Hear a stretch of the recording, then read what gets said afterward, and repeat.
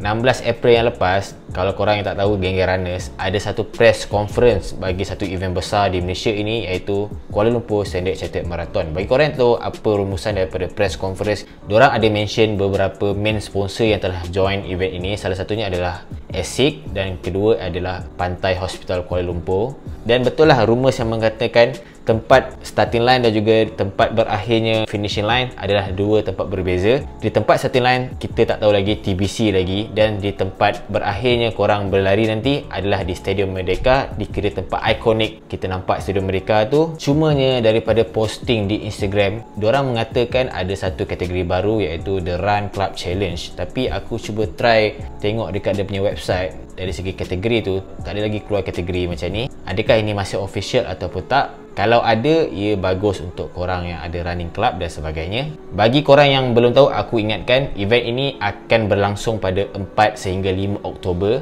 Korang ada lebih kurang masa 24 minggu, bermulanya tarikh pada hari ini 20 hari bulan 4. Tapi kalau korang betul-betul nak dalam training plan, korang boleh start 16 minggu bermulanya daripada 16 hari bulan 6. Standard Chartered sendiri dah umumkan dekat diorang punya media sosial, mengatakan sesiapa yang nak register diutamakan kepada sesiapa yang telah daftar event ni selama 8 tahun untuk edisi-edisi sebelum ini, dan korang yang pernah sertai event tahun 2023 dan sertai event tahun 2024 pun boleh join. Tapi korang punya masa itu untuk FM mestilah 4 jam bagi lelaki, untuk perempuan mestilah 5 jam. Kalau HM lelaki mestilah di bawah 2 jam dan perempuan mestilah di bawah 2 jam 15 minit.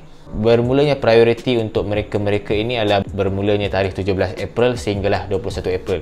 Kiranya esok adalah last day untuk keutamaan kepada korang-korang yang nak sertai event ini. Aku pernah join event ini sejak daripada tahun 2016 full marathon, 2017 10 kilo, 2018 dan 2019 full marathon balik. Macam aku memang tak eligible untuk sertai event ini sebab tak ada pass record yang paling hampir. Jadi aku akan join untuk public, dan public punya pendaftaran akan dibuka pada 22 bulan 4. Jomlah kita nak ramai join.